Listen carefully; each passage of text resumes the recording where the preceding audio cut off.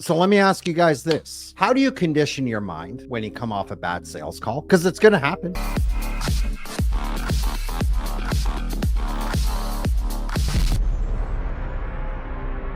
Right? You're in sales. I mean, how do the top salespeople do it? How do they do it month after month consistently and stay in consistency when they're facing adversity? How do they do it? I mean, what do you do when you're out for dinner with your family and you look down at your phone and you see that message from your prospect or someone you just helped and signed up and they want to cancel? They need to cancel. How do you get past that mind fuck? You've been there, right? So it's like, how do we ride the roller coaster in sales, as they say? I mean, is the roller coaster in sales real? Yes, it's real. Well, it took me a long time, 20 years in sales, to really understand this question. How do you protect your mental state in the sales arena? No, this is a real thing that every single salesperson comes across. I do not care what industry you're in. We've all been there. We all deal with it. Stick around for the whole video. I'm going to uncover something they don't teach you, but you're going to learn today. All right, so let's get into it. So why does a bad sales call make you question everything? You know, it could be a real estate agent writing an offer. The deal goes through, and then another deal goes through. Oh my God, I need to question my process, how my business is running. Maybe you're an online coach working your offer, or maybe you're working for an online coach selling an offer. You've got 5 book call for the day, and your first one on a Monday goes south. It's a terrible call. It's a really, really bad call. And you're thinking, oh my God, I need to change my process. This is urgent. This is not working. I need to do something now. My sales process is bleeding, or the leads are shit. Before you're about to go on that roller coaster, just pump the brakes for a second. Just stop for a second. I'm here to tell you before you rethink everything. Slow down. The emotion out of the equation for a moment. Let's bring in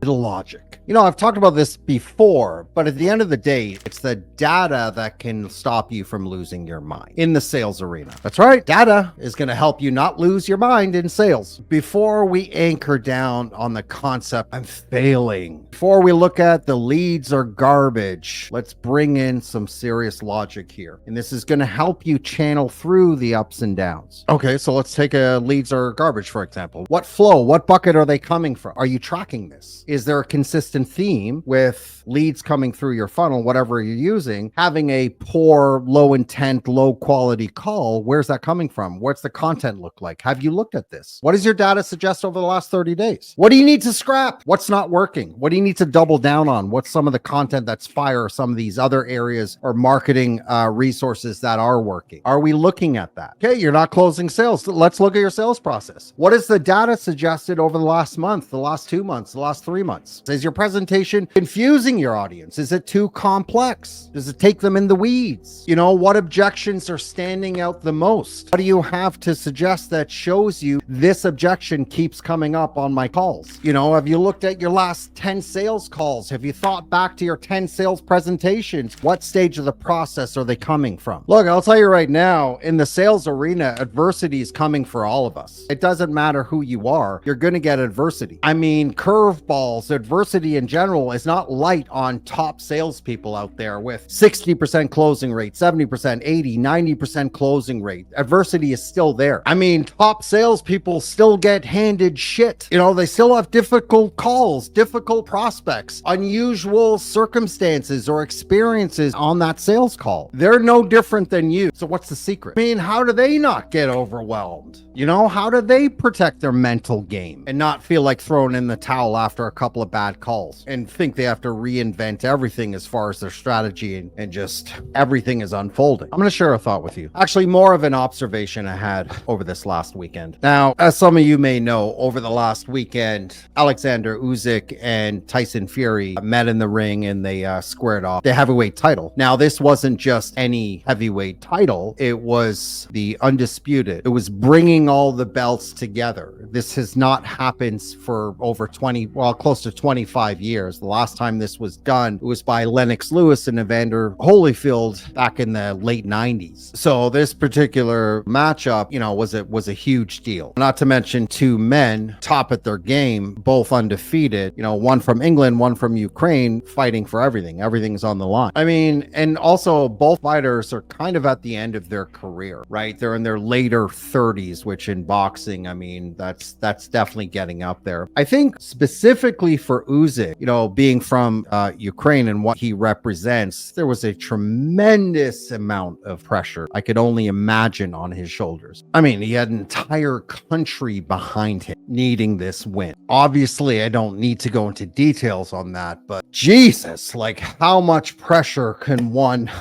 guy take? Anyway, Usyk is a very skilled fighter, a very technical fighter, actually came up from cruiserweight, dominated that division, and then moved up to heavyweight and really had his eye on Tyson Fury the entire time. And there's been multiple attempts for these two guys to meet in the ring, but it's always been stopped. Could have been politics or maybe just certain things that didn't allow them to get together. But last Saturday, they finally did it. They finally jumped in the ring together. So you have Tyson Fury, who is, one of the elite top fighters of his era.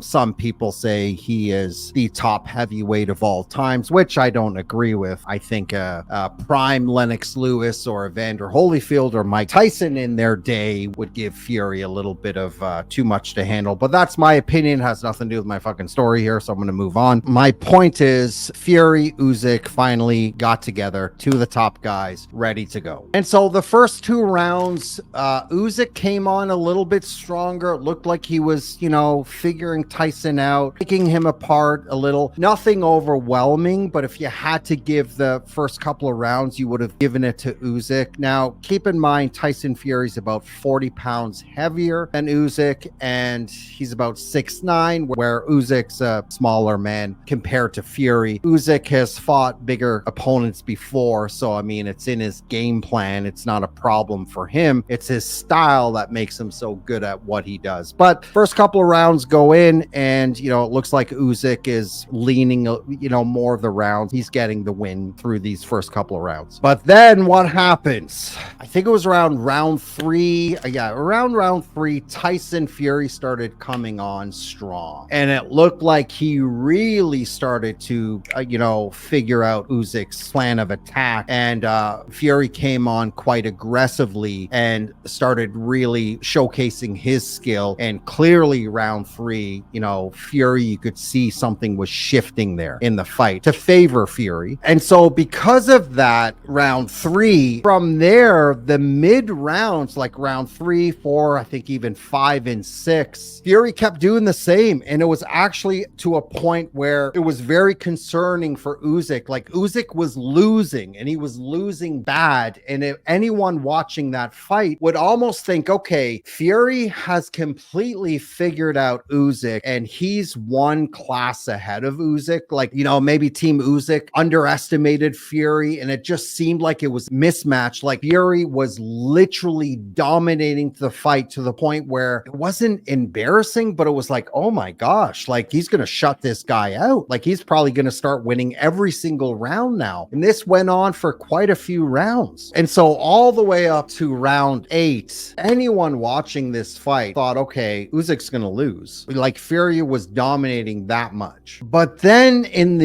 it was somewhere around like mid 8th round, Usyk started shifting his game plan. He started shifting his process. He started doing things differently. And going into the 9th round, now it was like, where did Usyk come back from? Like he is now starting to dominating the fight. And out of nowhere in mid or late 9th round, Usyk started landing a combination of flurries that knocked Fury all over the freaking ring. Usyk was dominating. He had Fury hurt. I've seen a lot of Fury fights, and Fury has went down in the past. He's hit the canvas before, but never like this. He was flustered. He didn't know what to do. He was taking serious shots, and there's Usyk just calculated. It's like the whole time he was just trying to figure out where Usyk at the time was going wrong, and he just kept shifting his process, and he kept kept shifting things, and that compounded over time. And by the mid-9th round, he was fucking dominating this fight. Like, by the 10th round, we went from people assuming Fury had this fight in the bag to a complete shift where now Usyk was in his flow and the fight was leaning towards him, a very big margin too. Like, that 9th round, like, Fury was lucky. The only reason he didn't go down because of the ropes, but he was done. You could tell he was done. And if you watched the fight last Saturday, you will be right here with me. It's like, what just happened? And then the fight made it to 12 rounds and went to a decision. But again, Usyk was just dominating the entire time. And Usyk had 2 judges to 3, and, you know, Usyk won the fight. And all of us watching this knew it was a close fight, but just knew how Usyk shifted so much and pulled in that win. It was evident when you were looking at the later, you know, end rounds, the first couple of rounds, the later end rounds, like, he did enough to actually win. And so both fighters kind of shared some nice words at the end of the fight, which was nice to see. But Usyk said to Fury, you know, I've been following you since 2008. I've had my eyes on you, and I've been training and preparing for this entire situation. Here's what I got from watching that fight over the weekend, is that Usyk was in a position where he was losing badly. He had every right to just give up and start going into panic mode. And anyone watching this fight, fans of Usyk or, you know, Fury, just assumed that he was done. He was out. Here's what's really important that Usyk actually displayed and showed. He took the emotion out of everything and focused in on logic. You know, he didn't get brought down with the negative energy at some points of the fight being dominated by Tyson Fury. He still stayed consistent, very focused, didn't have a lot of emotions on his face. He was so focused. And what happened throughout the fight is he figured out a way to pivot and change his process. He knew what he was doing was not working because he was understanding why it wasn't working. And he changed and shifted the dynamics of how he was fighting. And all of those little tweaks actually was the result of the actual fight. Usyk started changing his, you know, way of fighting Fury back in the earlier rounds. We just didn't see it. And over time, you know, throughout the rounds, that got the result where round 9, he had Fury almost down. But yeah, I mean, he never let his emotions get into the ring, get into his head. He focused on the game plan. He played the game, and he didn't bring any emotion in, and really until he got triggered in the post-conference interview where a reporter asked a certain question. Invest in sales training. Get some skin in the game. You know, learn the skill set versus reading a book. Theory is going to take you so much, so far. You need real-time focus in certain areas of what you're doing. You know, if you have a couple of bad calls on a Monday, don't pack it in and be ready to crumble by Friday and walk away. You know, project yourself out. Look at your stats monthly. If you seem to end up hitting a certain goal or, you know, certain mark, but maybe from week to week it fluctuates, understand that and have that logic based in your mind so you don't have to go crazy and lose your mind on every lost sale or a call that's went wrong. Trust your process, because once you have that process, use it in the business. Always focus and trust in your process. Everything else is going to fluctuate up and down. Everything's like this, but we want to make sure we're like this. I mean, you're still going to have off calls. You're still going to have some unusual sales results. You're still going to have moving parts thrown at you, but stay consistent with your process. That's what you need to focus on. And that's what will be able to allow you to let go of the negative energy. Don't bring the negative energy in on that next call. You don't deserve that. Your prospect doesn't deserve that. I mean, Usyk had all the opportunities in the world to let those mid-rounds domination by Fury to bring him down, to control his mental game. But instead, he figured it out. He played the game. It's like he detached himself from the outcome and he focused on the activity that in the end resulted in him winning for himself, for his family, and for his country, and for his dad. Alleviate negative energy by focusing on activity, which will lead to the results. I hope you liked this one. This was a good one. A little bit longer than usual. Like and subscribe. Show me some love. I'm going to keep coming back every week, bringing you guys a lot of good stuff. And until then, I'll see you on the next one.